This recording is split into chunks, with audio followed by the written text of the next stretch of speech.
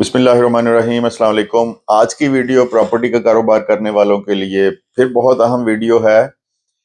1 नवंबर 2024 को जो कुछ इन्होंने रजिस्ट्री के साथ दोबारा कर दिया है वो आपको आज उस बारे में बताऊंगा। एक तो इतने ज्यादा टैक्सेस कर दिए हैं और एक जो उसका रेट निकालना है उसको समझना है, उसके लिए 1 घंटे का टाइम चाहिए आपको। एक पेलरा की सूरत में टैक्स लगा दिया है, एक एफबीआर का टैक्स लगा दिया है, एक डीसी रेट लगा दिया है। अच्छा, जो एफबीआर का टैक्स है पीडीएफ की सूरत में हमें जो फ्राहम किया गया है उसके 4500 सफ़े हैं। उसमें से हमने अपने चक में, अपनी तहसील में जाना है, वो चक नंबर ढूंढना है 4500 सफ़े में। उसके बाद हमने मुरब्बा नंबर, किला नंबर, फिर उसके बाद ये खाली है, ये तमीर शुदा है, ये इंडस्ट्रियल है, ये ज़रई है। यकीन करें आपके एक रजिस्ट्री का रेट आपको बताने में एक एक घंटा भी लग जाता है, जितनी कैलकुलेशन है, जितना पेचीदा निजाम कर दिया है इन्होंने। और फिर एक दफा आपको बता दूं कि आप तसव्वुर ही नहीं कर सकते, अगर आपने कोई रजिस्ट्री करवानी है, जिस तरह के इन्होंने उस पर टैक्सेस लगा दिए हैं। जैसे मैंने पिछली वीडियो में बताया था, एक बंदे ने 10 मरले का प्लॉट लिया और उसकी रजिस्ट्री 2,78,000 रुपए में हो रही थी। रजिस्ट्री का खर्चा देने आए, जब उसने ये सुना वो बंदा बेहोश होने वाला हो गया। उसने कहा जी मैं तो करवाया नहीं, मैं 5 साल अगर ये इन्वेस्टमेंट रखूंगा अपनी 10 लाख की तो 5 साल के बाद भी मेरा 3 लाख रुपया प्रॉफिट नहीं आना। लड़ाई झगड़ा हो गया, सौदा कैंसिल हो गया उनका। तो सूरत हाल ये चल रही है। ये एक इंडस्ट्री थी जिससे लोग रोजगार हासिल कर रहे थे। अगर प्लॉटों में जाएं तो हजारों की तादाद में लोग थे इन्वेस्टमेंट करने वाले, और अगर मकानों की सूरत में जाएं तो उसके लिए 30-40 किस्म की सनतें थी जो मकानों के साथ वाबस्ता थी।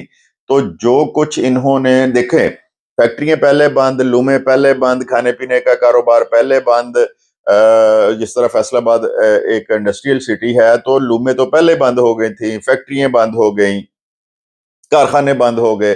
जो जो जिस फील्ड में काम कर रहा है, तबाही मच गई है हर फील्ड की। लोगों के चूल्हे ठंडे हो गए हैं और बहुत से लोग जो हैं बेचारे फाकों पे मजबूर हैं। कुछ ने रेड़ियां लगा। अब एक चीज आपने गौर करनी है मेरे कहने पे, कि आप अपने घर को जब जाते हैं तो 2 साल पहले उस सड़क पे देखें फ्रूट की, सब्जी की और दूसरी कितनी रेड़ियां थी। अगर वो 10 थी तो आज वो 100 हो गई हैं। वही बेचारे लोग जो इस तरह के कारोबार करते थे वो मजबूर हो गए हैं। जो तो उनमें से कुछ जहन रखते थे क्रिमिनल, उन्होंने पिस्तौल उठा लिए, लोगों को लूटना शुरू कर दिया। जो बेचारे दूसरे थे, कुछ ने मांगना शुरू कर दिया, जो मजदूर तबका था बेचारा। और जो कुछ बेहतर थे उन्होंने रेड़ियां लगा ली हैं फ्रूट की, सब्जी की, बाकी चीजों की। तो ये जो जुल्म हो रहा है, जैसे मैंने पिछली वीडियो में बताया था कि साल में एक दफा डीसी रेट बढ़ता था। जितने टैक्सेस लगने होते थे वो छठे महीने के एंड पे खत्म हो जाते थे और एक साथ को वो नए टैक्सेस लग जाते थे। अब क्या किया है कि नवंबर के महीने में इन्होंने एफबीआर का एक टैक्स प्रॉपर्टी का कारोबार करने वालों पे लगा दिया। एक नहीं बल्कि दो लगाए, एक पेलरा लगाया, एक इन्होंने जनाब एफबीआर का रेट दे दिया। तो आज की जो वीडियो है उसमें मैं बताऊंगा कि रजिस्ट्री के रेट आपने भी होशियार रहना है, आपके इल्म में होना चाहिए कि रजिस्ट्री के रेट किस तरह निकाले जाते हैं। तो उसमें जो है, एक तो सबसे पहले जब हमने अपनी फर्द लेनी है, फर्द लेके अपने वकील के पास आना है। उसके साथ आपने पटवारी से एक परफार्मा भी लेना है। एक नया झंझट शुरू कर दिया है, पटवारी 10-10, 20-20 हजार रुपया उस परफार्मे का मांग रहे हैं। परफार्मा क्या है कि मौके पे जाके देखना है कि वहां पे मकान है, प्लॉट है, ज़राई अराजी है, इंडस्ट्रियल प्लॉट है। तो ये चीज पटवारी ने देख के और साथ परफार्मा देना है। अच्छा, रजिस्ट्री लेके आपने वकील के पास आनी है। अपनी आईडी कार्ड, बेचने वाले का आईडी कार्ड लाना है, खरीदार का आईडी कार्ड लाना है। वो आईडी कार्ड ला के आपने सारी चीजें वकील को देनी है। फिर वकील का काम शुरू हो जाना। वकील ने अपना लैपटॉप कंप्यूटर खोल लेना। उसके बाद उसने जाना जी डीसी रेट पे, उस चेक को, उस मुरब्बे को देखना और डीसी रेट पे चले जाना है। उसने एक जगह उसका डीसी रेट लिखना है।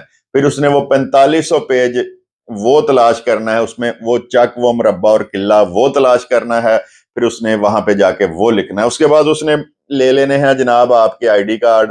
उनको एफपीआर की साइट पे देखना है कि ये फाइलर है, ये लेट फाइलर है, ये नॉन फाइलर है। पहले बेचने वाले को देखना है, फिर खरीदार को देखना। अच्छा जी, ये काम हो गया। फिर उसने डीसी वैल्यू आपकी बनानी है। डीसी वैल्यू अगर तो 30 लाख रुपए तक है तो उस पर पेलरा टैक्स लगेगा 3,000।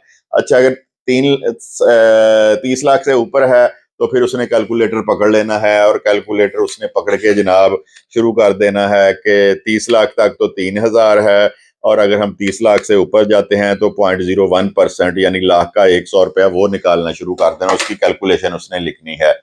उसके बाद उसने डीसी रेट पे जाना है। स्टाम्प पेपर और कमेटी फीस का उसने डीसी रेट के हिसाब से एक जगह पे लिखना है। उसके बाद उसने वो 4500 सफ़े की लिस्ट निकालनी है, एफबीआर रेट को कैलकुलेट करना। उसके बाद बंदे को देखना है कि बंदा प्रॉपर फाइलर है तो इसको 3% टैक्स लगना है, लेट फाइलर है तो 6% लगना है, और अगर जनाब वो नॉन फाइलर है तो उसको 12% लगना है। तो सारी कैलकुलेशन करने के बाद उसने स्टाम्प पेपर, कमेटी फीस, पेलरा, रजिस्ट्रेशन फीस, एफबीआर का filer, non filer, late filer का टैक्स, वो एक लंबा सफा बन जाना है। वो लंबा सफा बना के जब उसने कैलकुलेशन करके देनी है आपको, जब आपके हाथ में वो आप उसने सफा देना है, तो आपको एक पानी का गिलास भरा हुआ साथ चाहिए, क्योंकि जब आपने रेट देखने हैं रजिस्ट्री के तो शायद आपको चक्कर भी आए और आप बेहोश होने वाले भी शुरू हो जाएं। हाँ, अगर आप नॉन फाइलर हैं तो यकीनन पानी की बड़ी बोतल साथ लेके जाएं। आपके सर पे छींटे भी मारने पड़ सकते हैं, आपके मुंह पे छींटे मारने भी पड़ सकते हैं, और आपकी सांस भी रुक सकती है। ये हालात इन्होंने कर दिए हैं। एक 10 लाख के प्लॉट की रजिस्ट्री 2,78,000 रुपए में करनी है जब भी प्रॉपर्टी खरीदनी है। अब पहले तो बंदा करता था ना, प्रॉपर्टी खरीदनी, आसपास से पता किया इसका रेट क्या है। अब क्या हो रहा है कि रेट तो एक साइड पे रह गया, अब रजिस्ट्री खर्चा सुन के जो है वो सौदे हो रहे हैं और सौदे कैंसिल हो रहे हैं। तो आपने एक तो बाएतमाद वकील के पास जाना है, दूसरा फिर आपने उससे प्रॉपर कैलकुलेशन करवानी है कि मेरे इस प्लॉट पे या मेरे इस मकान पे कितना खर्चा आएगा। हाँ, दूसरी बात एक आपको अहम बतानी भूल गया कि अगर तमीर शुदा रजिस्ट्री करवानी है उसके लिए आपने नक्शा साथ लाना है।